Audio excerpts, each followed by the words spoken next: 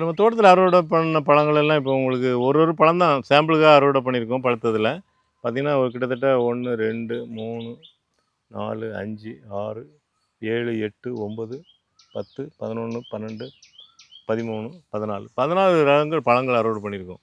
Maturity ஆயிடுச்சுங்கிறது எப்படி சொல்கிறேன்னா, இந்த முள் வந்து நல்லா விரிஞ்சிடுச்சு ஒன்று. 2வது அந்த நுனியில் வந்து நல்லா கருப்பாயிடுச்சு பாருங்கள். இப்போ இதில் பாருங்கள் அந்த மாதிரி கருப்பு இருக்காது. இந்த பழத்தில் பார்த்தீங்கன்னா இது மெச்சூரிட்டி ஆகலை.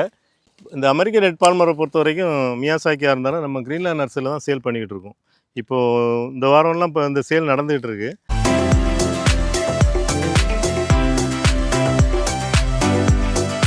வணக்கம். சென்னை கூடாஞ்சேரியில் இருக்கக்கூடிய கிரீன்லேண்ட் நர்சரியில் எக்ஸாட்டிக் பழச்செடிகள் நிறையா சேல் பண்ணுறோம். அதே மாதிரி பழங்களும் கூட இப்போ சேல் பண்ணிக்கிட்டு இருக்கோம். நம்ம தோட்டத்தில் அறுவடை பண்ணக்கூடிய பழங்களை சேல் பண்ணிகிட்டு இருக்கோம். நம்ம தோட்டத்தில் என்னென்ன பழங்கள் இப்போ இந்த ஜூன் மாதத்தில் காய்ச்சிருக்கு அப்படிங்கிறத பார்க்கலாம். நம்ம சேல்ஸுக்காக வச்சுருக்கக்கூடிய ஒரு 30 கவரில் இருக்கக்கூடிய செடி தான் இது. இப்போ பார்த்தீங்கன்னா அமெரிக்கன் ரெட் பால்மர். இந்த அமெரிக்கன் ரெட் பால்மர் ஒரு 4-5 வருஷம் ஏஜான ஒரு செடி. இந்த செடிகளை நம்ம கவரில் வச்சுருக்க செடிகளிலே நீங்கள் காய் வந்திருக்கிறத பார்க்கலாம்.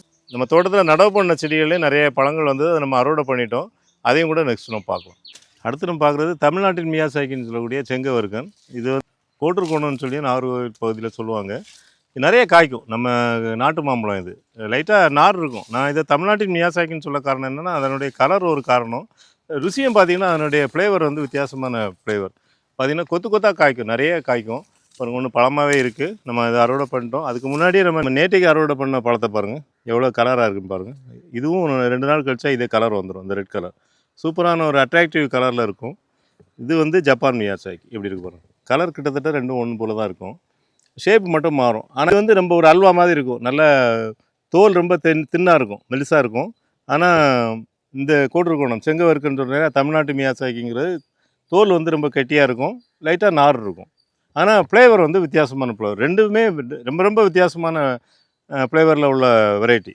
அடுத்து நம்ம அறுவடை பண்ணுறது வந்து வியட்நாம் பலா. இந்த பலா பற்றி சொல்லணும்னா 60 பிஞ்சுகள் வந்தது, 20 பிஞ்சு அளவு பண்ணோம். அதுக்கப்புறமும் செடி டல்லாச்சு. பாருங்கள், செடி கொஞ்சம் டல்லாகவே இருக்கும், இலையெல்லாம் கறி இருக்கும். 2 காரணம். ஒன்று வந்து இந்த மண் கலர் மண் கீழே பார்த்தீங்கன்னா தெரியும். இதில் உப்பு படிஞ்சிருக்கே தெரியும். இல்லை வெள்ளை வெள்ளையாக தெரியுதா, இதெல்லாம் வந்து கலர் மண்ணில் தான் இதுமாதிரி உப்பு படியும். வெள்ளையாக தெரிஞ்சதுன்னா அதில் நுண்கிருமிகள் ரொம்ப இருக்காது, ரொம்ப சத்துக்கள் இருக்காது. அதனால தான் இந்த செடி டல்லாச்சு. அதனால் இப்போ ஒவ்வொரு பழமாக கட் பண்ணிகிட்டு இருக்கிறோம். அது இதுவும் நல்லா விளைஞ்சிடுச்சு, நல்லா மெச்சூரிட்டி ஆயிடுச்சு. மெச்சூரிட்டி ஆயிடுச்சுங்கிறது எப்படி சொல்கிறேன்னா, இந்த முள் வந்து நல்லா விரிஞ்சிடுச்சு ஒன்று. 2வது அந்த நுனியில் வந்து நல்லா கருப்பாயிடுச்சு பாருங்கள். இப்போ இதில் பாருங்கள் அந்த மாதிரி கருப்பு இருக்காது.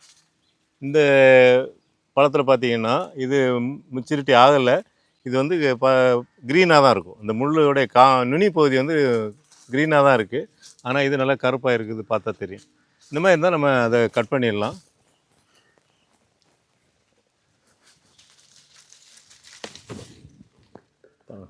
ஒரு 5 கிலோ வெயிட் வர அளவுக்கு இருக்குது பழம். சூப்பராக இருக்குது. இதில் இது 3வது பழமாக அறுவடை பண்ணுறோம். மீதி பழங்களையும் நம்ம அது விளையிற பொறுத்து நம்ம அறுவடை பண்ணிகிட்டே இருக்கலாம். சூப்பராக இருக்குது. நல்ல சுளைகள் அதிகமாக இருக்கும், மெக்கு எதுவும் இல்லை. ஒரு பழம் பறந்துருக்கு. நம்ம தான் எப்போவுமே அப்படி தானே, ஆயினி பழாவை பார்த்தா மேலே ஏறிடுவோம். அதுதான் ஏறும்போதே இவர் கேட்குறாரு, யார் நம்ம வீடியோ எடுக்க இளையராஜா கேட்குறாரு. என்ன கேட்குறாருன்னா, சார் மரம் தாங்குமான்னு சொல்லி.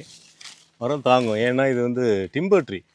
நம்ம கைரி செடியா மாதிரி முருங்கை மரம் மாதிரி மரம் கிடையாது, டிம்பர் ட்ரீ. அதனால் தாங்கும். பழம் கீழே வந்துடுச்சு. நான் மேலே ஏறியும் யூஸ் இல்லாமல் ஆயிடுச்சு பாருங்கள். நல்லா பழுத்துருச்சு, அதான் கீழே விழுந்துருச்சு. இப்போ இன்னும் இது கூட நல்லா விளைஞ்சாதான் இருக்குது. இதையும் பறிச்சிடலாம்.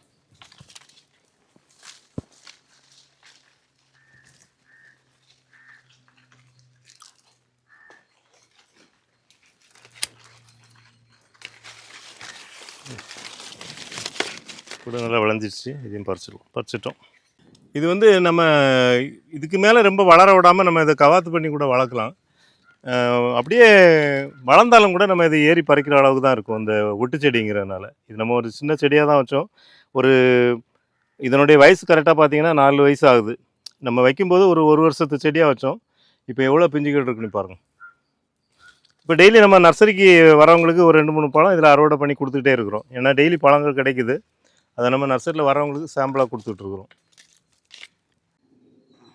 இந்த ஆயினி பலாவை பொறுத்த வரைக்கும் நுனியில் தான் காய்க்கும்னு சொல்லும் பாருங்கள். இந்த பாருங்கள், எல்லா தண்டுலேயும் அதனுடைய நுனி பகுதியில் தான் காய்ச்சிருக்கும். இதுவும் கூட பழுத்துருச்சு. நம்ம இதையும் கட் பண்ணிடலாம். பாருங்கள். இப்போ இன்றைக்கி நம்ம ஒரு 5 பழம் அறுவடை பண்ணிட்டோம். அடுத்து நம்ம பார்க்குறது நம்ம தோட்டத்தில் இருக்க நாசிக் பசந்த் மரம். இதில் வந்து நம்ம ஒட்டு போட்டிருக்கோம். இதில் ஒரு 7 வகையான மரங்களை ஒட்டு போட்டிருக்கோம். 7 வகையான ரகங்களை ஒட்டு போட்டிருக்கோம். பெங்களூர் இது வந்து நமக்கு தோட்டத்தில் வச்சு இந்த தாய் மரம் வந்து ஒரு 30 வருஷம் ஆன மரம், சமையலுக்கும் 32 வருஷம் ஆச்சு. யூஸ் ஆகும். அதில் வந்து வரக்கூடிய பழங்கள் நமக்கு அவ்வளோ திருப்தியாக இல்லை. ரொம்ப பழைய ரகம், ஒரு கற்பூர வாசனை இருந்தது. அது நம்ம கமர்ஷியலாக பண்ண முடியல. அதனால இந்த மரத்தை நம்ம கட் பண்ணிட்டு அதில் 7 வகையான ரகங்களை நம்ம ஒட்டு பண்ணியிருக்கோம். அதில் இப்போ நம்ம ஃபஸ்ட்டு காய்ச்சிருக்கிறது நாசிக் பசந்து. எவ்வளோ பிஞ்சுகள் இருக்குது பாருங்கள். இது ஒரு சூப்பரான வெரைட்டி, நல்லா மெச்சூரிட்டி ஆயிடுச்சு. இந்த நாசிக் பசந்தில் ஒரு அழகுன்னு சொல்லலாம். இதை எப்படின்னா அந்த காம்பு பகுதி பாருங்கள். இந்த நாசிக் பசந்தை பொறுத்த வரைக்கும் ஒரு அழகான ஐடென்டிஃபிகேஷன். அது பாருங்கள், இந்த காம்பு வந்து எந்த வெரைட்டிலையுமே இதே மாதிரி இருக்காது. இந்த நாசிக் பசந்தில் தான் இதே மாதிரி இருக்கும். இதை வச்சு நம்ம அடையாளம் கண்டுபிடிக்கலாம். எல்லாமே நல்லா சிறப்பாக வளர்ந்துருக்கு. வர வருஷத்தில் 7 ரகமே காய்க்கும்னு நான் எதிர்பார்க்குறேன். அடுத்து நம்ம பார்க்குறது நம்ம க்ரீன் நர்சரியில் அதிகமாக சேல் ஆகக்கூடிய சப்போட்டா வெரைட்டியில் இது தாய் கிங் சப்போட்டா வெரைட்டி. இது நம்ம ஒரு செடி நடவு பண்ணியிருந்தோம். தரையில் நடவு பண்ணதில் பழங்கள் வந்திருக்கு. இது பார்த்திங்கன்னா ஒரு 300 கிராம் 400 கிராம் வெயிட் வர அளவுக்கு பெரிய பழமாக வரும். கிங்குங்கிற மாதிரி கிங்காக இருக்கும். அது பழங்கள் பார்த்திங்கன்னா ரொம்ப சைஸாக இருக்கும். டேஸ்ட் வந்து அருமையான டேஸ்ட்டாக இருக்கும். நம்ம ஏற்கனவே சாப்பிட்ட சப்போட்டாவை விட இது ஒரு வித்தியாசமான ருசியில் இருக்கும். ஒரு வாழைப்பழம் மாதிரி சாஃப்டாக இருக்கும் இந்த சப்போட்டாவுடைய டேஸ்ட். அடுத்து நம்ம பார்க்குறது பென்கன்லிங்கிற ஒரு தாய்லாந்து வெரைட்டி. இந்த வெரைட்டி என்னென்னா சின்ன செடியிலே நான் காய்க்க அலோவ் பண்ணிட்டேன். ஏன்னா இதனுடைய பழம் எப்படி இருக்குங்கிறத பார்க்கணுங்கிறதுக்காக. இப்போ நல்லா மெச்சூரிட்டி ஆகிடுச்சு இந்த பழம்.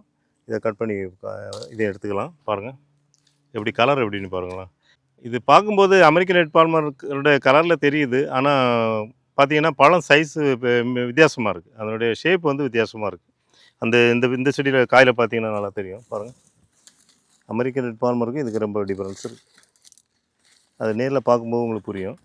இது நான் ஏற்கனவே சாப்பிட்ருக்கேன். நம்ம மாடியிலே காய்ச்சது ஒரு 3 வருஷத்துக்கு முன்னாடி. சூப்பரான டேஸ்ட். அதனால தான் நம்ம இந்த செடியை லைக் பண்ணி நடவு பண்ணியிருக்கோம். செடிகளையும் வாங்கி சேல் பண்ணிக்கிட்டு இருக்கோம். அடுத்து நம்ம பார்க்கக்கூடியது பீட்ரூட் கொய்யா. ஆனால் எனக்கு கொஞ்சம் சந்தேகமாக இருக்குது. நான் தான் நட்டேன். இருந்தால் கூட ஒரு பிளாக் டைமண்ட் மாதிரி காய் வந்திருக்கும். ஒரு ஷேப் பெருசு, அவ்வளோ பெருசு வந்திருக்கு. ஒரு 250 கிராம் வெயிட் வரும்னு நினைக்கிறேன். பிளாக் டைமண்ட் தான் அந்த வரும். பார்த்தீங்கன்னா பிளாக் டைமண்டுக்கும் இதுக்கு பீட்ரூட் கொய்யா என்ன டிஃப்ரென்ஸ்னால் அந்த இலையை காமிங்க பாருங்கள். இது வந்து இலை வந்து ஷார்ப்பாக இருக்கும் நுனியில். அதே இது பிளாக் டைமண்ட் இருக்குது பாருங்கள். இந்த பிளாக் டைமண்ட் பார்த்தீங்கன்னா தெரியும், அப்படியே ரவுண்டாக இருக்கும். அதாவது ஜப்பான் கொய்யா மாதிரி இருக்கும். இது ஜப்பான் வெரைட்டி தானே. பாருங்கள், ரெண்டுக்கு டிஃப்ரென்ஸ் நல்லாவே தெரியும். அதனால் கண்டிப்பாக நம்ம இப்போ அறுவடை பண்ணக்கூடியது வந்து பீட்ரூட் கொய்யா தான். பாருங்கள், நீங்கள் கட் பண்ணி எடுத்துடலாம்.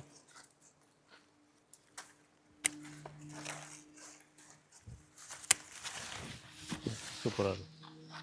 நல்லா பழமாயிடுச்சு. இங்கேயும் கூட இது கூட பழமாயிடுச்சு. இதில் என்ன ஒரு பியூட்டின்னா, இந்த இடம் வந்து ஒரு கலர் நிலம். எனக்கு ரொம்ப சந்தோஷமாக இருக்கிற விஷயம் இந்த கொய்யா பழம் பார்த்த ஒன்றும் இல்லை. இந்த இடத்துல இவ்வளோ பெரிய காய் காய்ச்சிருக்குங்கிறது பீட்ரூட் கொய்யா நார்மல் சைஸோடு அதிகமாக பெருசாக இருக்க காரணம் என்னென்னா, இது ஒரு கலர் பூமி. இதை நாங்கள் 32 வருஷமாக, அதாவது 91லேருந்து விவசாயம் பண்ணிக்கிட்டே இருக்கிறோம். இதில் நிறைய பயிர்கள் பண்ணியிருக்கோம். அப்பவும் எதுவுமே திருப்தியாக வரல. அதுக்கப்புறம் கடந்த வருஷம் வந்து நம்ம இதை வந்து மேட்டுப்பாத்தி போட்டு இப்போ இந்த மேடாக இருக்குது பார்த்தீங்களா, அந்த மாமரம் இருக்கிற லைன்லாம் பார்த்தீங்கன்னா மேடான பகுதி.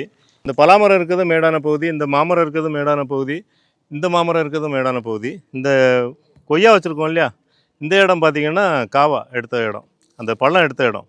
இதுக்குள்ளே ஃபுல்லாகவே தலை உரங்களை தான் போட்டிருக்கோம். தலை உரம், சாணி உரம் இதெல்லாம் போட்டு அதை மக்க வச்சு அதுக்கப்புறம் இந்த கொய்யா செடியை நட்டோம். இதுக்கு எவ்வளோ ப்ராசஸ் பண்ணி கொஞ்சம் யோசனை பண்ணி பார்த்தீங்கன்னா இதை பண்ணி பார்க்குறவங்களுக்கு தெரியும். நிறைய பேருக்கு அதான் சொல்கிறது, அதாவது எந்த நிலத்தையும் நம்ம பயிர் பண்ண முடியும். அதை பண்படுத்தினதுக்கப்புறம் பயிர் பண்ணோன்னா நல்லா வரும். ஆரம்ப காலத்தில் நாங்கள் இந்த பண்படுத்தாமல் பண்ணும்போதெல்லாம் 3 முறை இதில் மரங்கள் நட்டு காஞ்சி போயிருக்கு. ஏன்னா மழை காலங்களில் நல்லா வளரும், இந்த வெயில் காலத்தில் நல்ல இந்த மண் வந்து சூடாகி அந்த மரங்கள்லாம் காஞ்சிரும். ஆனால் இனி அந்த மாதிரி ஆகாது. அடுத்து நம்ம பார்க்குறது தைவான் கொய்யா. இந்த தைவான் கொய்யாவை பார்க்கும்போது நான் ஏற்கனவே சொன்ன மாதிரி இந்த பீட்ரூட் கொய்யாவை பார்த்த மாதிரி தான் எனக்கு மனசுக்கு தோணுது. உங்களுக்கும் அப்படி தான் தோணும். எனக்கே தோணும்போது, வச்சவனுக்கு கஷ்டப்பட்டவனுக்கே தோணும்போது உங்களுக்கும் அப்படி தான் தோணும். பாருங்கள் இப்படி காய் இப்போ எவ்வளோ பெருசு வந்துருக்கு பாருங்கள். பெருசாக தான் இருக்குன்னு நீங்கள் நினைக்கிறதே தோணுது, அது விஷயம் இல்லை. ஆனால் வந்து இதனுடைய டேஸ்ட்டும் ரொம்ப பிரமாதமாக இருக்கும். அது சாப்பிட்டு இந்த கொய்யாவை நீங்கள் நேரடியாக சாப்பிட்டு பார்த்தீங்கன்னா, கடைகளில் வாங்குகிற கொய்யாலாம் சும்மா. இதுதான் உண்மையான தைவான் கொய்யா.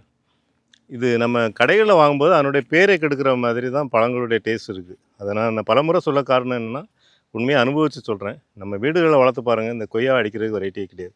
ஜப்பான் கொய்யா, தைவான் கொய்யா எல்லாமே நல்ல வெரைட்டி தான். ஆனால் நம்ம கடைகளில் வாங்கும்போது அதனுடைய தரம் நம்ம எதிர்பார்க்குற மாதிரி இருக்காது கண்டிப்பாக. அதனால் எல்லாருமே வீடுகளில் வளருங்க, செடிகளை வளருங்க. இதுமாரி அறுவடை பண்ணி சாப்பிட்டு பாருங்கள், அப்போ தான் அது உண்மையான ருசி தெரியும். இதில் சின்ன குழந்தைங்க கூட விரும்பி சாப்பிடும். நீங்கள் கடைகளில் வாங்குகிற பழங்களை சாப்பிடலன்னா கூட இதை ஒரு வாட்டி கொடுத்தீங்கன்னா விரும்பி சாப்பிடும். அடுத்து நம்ம பார்க்குறது சக்கரைக்குட்டி மாம்பழம். சக்கரைக்குட்டி எல்லாருக்குமே தெரிஞ்ச விஷயம். நிறைய பேர் இந்த செடிகளை வாங்கியிருக்காங்க நம்ம கிரீன்லேண்ட் நர்சரியில். அதாவது சின்ன செடிகள் நம்ம 650 ரூபாங்கிற இதில் சேல் பண்ணுறோம். ஒன்று 650 இது ஜாஸ்தின்ற மாதிரி உங்களுக்கு தோணும். இதெல்லாம் 1 வருஷம் 2 வருஷம் நம்மகிட்ட வளர்ந்த செடிகள் அந்த மாதிரி தான் சேல் பண்ணுறோம். இதெல்லாமே மெச்சூரிட்டி ஆகிடுச்சு. நம்ம இப்போ சாம்பிள் மட்டும் 2 பிஞ்சுகள் அறுவடை பண்ணிக்கோம். இது சக்கரை குட்டிங்கிற மாதிரி ஒரு குட்டி மாம்பழம் ரொம்ப சக்கரை மாதிரி இனிக்கும். அதனால தான் அப்படியே கடிச்சு சாப்பிட்ணும். இதெல்லாம் கத்தி வச்சு கட் பண்ணி சாப்பிட்டுட்டு இருக்கக்கூடாது. அப்படியே கடிச்சு சாப்பிட்டோன்னா சூப்பரான டேஸ்ட்டில் இருக்கும். இதை பெரும்பாலும் இந்த இடத்துல நான் வச்சுருக்க செடிகள் எல்லாமே சாம்பிள் மாதிரி தான், ஒரு ரிசர்ச் பர்பஸுக்காக வச்ச மாதிரி தான். இந்த கவர்மெண்ட்டில் கூட நிறைய ரிசர்ச் பிளாட் போடுவாங்க. அது போடும்போது சின்னதாக வளர்த்து அதனுடைய டேஸ்ட்டை கம்பேர் பண்ணி பார்ப்பாங்க, எப்படி வளருது எப்படி காய்க்குதுங்கிறத. அந்த மாதிரி தான் இதே நான் வளர்த்துருக்குறேன். இந்த வீடியோட ஆரம்பத்தில் உங்களுக்கு ஒரு பழம் பறித்து காமிச்சேன், அமெரிக்கன் ரெட் பால்மர். அது கவரில் இருந்த செடி. இது தரையில் வச்சுருந்தா கிட்டத்தட்ட இதில் ஒரு 100 காய்களோட வந்தது. எல்லாமே நம்ம பழுக்க அறுவடை பண்ணி சாப்பிட்டோம். அதுதான் பியூட்டி. இந்த மாதிரி நம்ம கவாத்து பண்ணி வளர்த்தோம்னா அந்த மரங்களில் இருக்கக்கூடிய பழங்களை நம்மளே யாரும் பறிக்கிறதுக்கு ஆள்லாம் தேவையில்லை, நம்மளே அறுவடை பண்ணி சாப்பிடலாம். பாருங்கள், இதெல்லாம் கூட பழுத்துருச்சு, கை வச்சாலே தெரியுது. இதையும் அறுவடை பண்ணிடலாம். இந்த அமெரிக்கன் ரெட் பால்மரை பொறுத்த வரைக்கும் மியாசாக்கியாக இருந்தாலும் நம்ம கிரீன்லேண்ட் நர்சரியில் தான் சேல் பண்ணிக்கிட்டு இருக்கோம். இப்போது இந்த வாரம்லாம் இப்போ இந்த சேல் நடந்துகிட்டு இருக்குது. அமெரிக்கன் ரெட் பால்மரை பொறுத்த வரைக்கும் கிலோ 500 ரூபான்னு சொல்லியும், மியாசாக்கியை நம்ம கிலோ 800 ரூபாயும் சேல் பண்ணிக்கிட்டு இருக்கோம். மியாசாக்கியுமே நிறைய காய்ச்சுது நமக்கு. அது எல்லாமே கிட்டத்தட்ட அறுவடை முடிஞ்சிச்சு. இது குறிப்பிட்டு கேட்குறவங்களுக்கு நம்ம கொடுக்குறோம். அதாவது என்ன நோக்கம்னா, இதை சாப்பிட்டு பார்த்துட்டு அவங்களுக்கு ஒரு நம்பிக்கை இருந்தால், விவசாயிகளாக இருந்தால் கூட அவங்க கமர்ஷியலாக இதை பயிர் பண்ணலாம். வருங்காலத்தில் இதுக்கெல்லாம் நல்ல ரேட் இருக்கும். அதாவது இப்போ ஆரம்பத்தில் நம்ம 500 ரூபாய்க்கு கிலோ விற்கிறோன்னா, இன்னும் ஒரு 2-3 வருஷம் கழிச்சு 200 ரூபாய்க்கு விற்றா கூட லாபம் தானே. நல்ல ஒரு வெரைட்டி.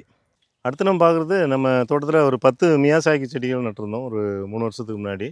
அதில் பார்த்திங்கன்னா இப்போ ஒரு 20-25 பழம் தான் இருக்குது. இதுக்கு 100க்கு மேலே பழங்கள் இதில் இருந்தது. எல்லாமே அறுவடை பண்ணி நம்ம சேல் பண்ணிக்கிட்டு இருக்கிறோம். கிலோ 800 ரூபாங்கிற ரேஞ்சில் நம்ம சேல் பண்ணோம். இப்போ இதெல்லாம் நல்லா பழுத்துச்சு. இதையும் நம்ம கட் பண்ணிடலாம். சூப்பராக இருக்குது. இந்த பழங்களை பொறுத்த வரைக்கும் மாம்பழம் சாப்பிடாதவங்கள சாப்பிட வைக்கணும்னு நினச்சிங்கன்னா இந்த பழத்தை கொடுத்தா அப்புறம் ரெகுலராக இதை சாப்பிட்டாங்க அப்புறம் எல்லா மாம்பழத்தையும் சாப்பிட ஆரம்பிச்சிருவாங்க. ஏன்னா அவங்களுக்கு இந்த குழந்தைங்களுக்கு சொல்கிறோம் இல்லையா, இந்த ஒரு கசப்பான மருந்தை கொடுக்குறதுக்கு கொஞ்சம் சக்கரை கொடுக்குற மாதிரி தான். இப்போ நாங்கள் நர்சரிக்கு வர பிள்ளைங்க மாம்பழம் கொடுத்தா கண்டிப்பாக வேண்டான்னு தான் சொல்லும். ஆனால் நான் இதை சாப்பிட்டு பாருன்னு சொல்லி கம்பல் பண்ணி கொடுத்தோன்னா வாங்கி சாப்பிடுவாங்க. அப்புறம் திருப்பி கண்டினியூவாக சாப்பிடுவாங்க. அந்த மாதிரி ஒரு மேஜிக் பண்ணக்கூடிய வெரைட்டி இதெல்லாம். அடுத்து நம்ம தோட்டத்தில் வச்சுருக்கக்கூடிய வெரைட்டியில் பார்த்திங்கன்னா, இது ஒரு தாய்லாந்து வெரைட்டி. இந்த வெரைட்டி வரும்போதே இதனுடைய லேபிள்லாம் போயிடுச்சு. நமக்கு வெரைட்டி நேமை இது பண்ண முடியல. ஆனால் ரொம்ப வித்தியாசமாக இருக்குது. பாருங்களேன், பழுத்துருச்சு. நான் அதுக்காக சேஃப்டியாக அந்த கவர் கட்டி விட்டுருந்தேன். இந்த காம்பு பகுதி கொஞ்சம் வித்தியாசமாக இருக்குது. மற்ற ரகங்கள் தாய்லாந்து வெரைட்டி நம்மகிட்ட நிறையா இருக்குது. இது ஒரு டிஃப்ரெண்ட்டாக இருக்குது. இதனுடைய ஷேப் வித்தியாசமாக இருக்குது. எப்படின்னா ஒரு வாத்து மாதிரி பெண்டாகி இருக்கிற மாதிரி இருக்குது. இது தலையணி வச்சுக்கிட்டிங்கன்னா, இந்த பக்கம் 2 காலை வச்சுட்டோன்னா வாத்து மாதிரி இருக்கும். இந்த கழுத்து பகுதி கொஞ்சம் வித்தியாசமாக இருக்குது. நான் உங்களுக்கு பறித்து காமிக்கிறேன். இதனுடைய பழங்களை நான் சேஃப்டி பண்ணி காரணம் என்னென்னா, நம்மகிட்ட 3 மரம் இதே மரம் நட்டிருக்கோம். அந்த இலையை பார்க்கும்போது உங்களுக்கு தெரியுதா, இந்த மரமும் இந்த 3 மரமுமே ஒரே வெரைட்டி. அப்போ இந்த பழம் டேஸ்ட்டு நல்லா இருந்தால் நம்ம இதுலேருந்தே ஒட்டு பண்ணிக்கலாம். இந்த தாய்லாந்து வெரைட்டியாக இருந்தால் கூட நம்ம ஊரில் ஒட்டு பண்ணால் வரும் அப்படிங்கிறதுக்காக தான் நான் இதை ரெடி பண்ணியிருக்கிறேன். நம்ம தோட்டத்தில் அறுவடை பண்ண பழங்கள் எல்லாம் இப்போ உங்களுக்கு ஒரு பழம் தான் சாம்பிளுக்காக அறுவடை பண்ணியிருக்கோம். பழுத்ததில் பார்த்திங்கன்னா ஒரு கிட்டத்தட்ட 1 2 3 4 5 6 7 8 9 10 11 12 13 14 ரகங்கள் பழங்கள் அறுவடை பண்ணியிருக்கோம். அப்பா இவ்வளோ பழங்கள் வந்திருக்கு, இவ்வளோ ரகங்கள் வந்திருக்குன்னு எனக்கும் மகிழ்ச்சியாக தான் இருக்குது, உங்களுக்கும் மகிழ்ச்சியாக தான் இருக்குதுன்னு நினைக்கிறேன். இதுமாதிரி உங்கள் தோட்டங்கள்லேயும் பழச்செடிகளை வச்சு இதுமாதிரி கலராக டிஃப்ரெண்ட் டேஸ்ட்டில் பழங்களை சாப்பிடணுங்கிறது என்னோடய ஆசை. இந்தமாதிரி பழச்செடிகளை வளர்க்கணும்னு நீங்களும் ஆசைப்பட்டீங்கன்னா, என்னை பார்த்தோன்னே இது எல்லாமே ஒரு தாய்லாந்து வெரைட்டி இருக்குது, இந்தியன் வெரைட்டியும் இருக்குது. இதெல்லாம் பார்க்கும்போதே ஒரு ஆசையாக தான் இருக்குது. உங்களுக்கும் இதை கண்டிப்பாக இதை பார்க்கும்போது ஆசை வரும். அப்படின்னா நீங்கள் கிரீன்லேண்ட் நர்சரி நம்பர் 9384667714ங்கிற நம்பருக்கு கான்டாக்ட் பண்ணுங்கள். இந்தமாதிரி பழ சீசனில் வந்தீங்கன்னா பழங்களை சாப்பிட்டு பார்த்தே கூட நீங்கள் செடிகளை வாங்கலாம். இந்த வீடியோ பிடிச்சிருந்ததுன்னா உங்கள் ஃப்ரெண்ட்ஸ் ரிலேட்டிவ் ஷேர் பண்ணுங்கள். நன்றி, வணக்கம்.